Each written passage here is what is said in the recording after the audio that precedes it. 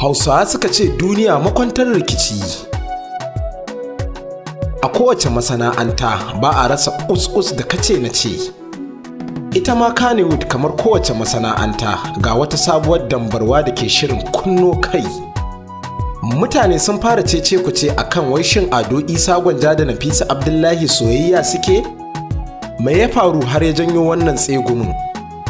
Mu ma bayan zurfafa binciken al'amarin ya bar mu a makale a tsakanin shakku bayan mun bibiyi fejin jaruman biyu tare da kuma tuntuɓa. Kowa ya sani kulawa ɗaya ne daga cikin alamun soyayya. Duk da cewa Ado Gwanja yana ƙasa mai tsarki domin gabatar da ibadar umara, amma mun lura hankalinsa yana kan Nafisa Abdullahi biyo bayan ɗora hotunanta da yake akai-akai tare da fatan alkhairi. Ita ma jarumar a nata ɓangaren abin haka yake, inda take ɗora hotunansa lokaci zuwa lokaci tare da yabo.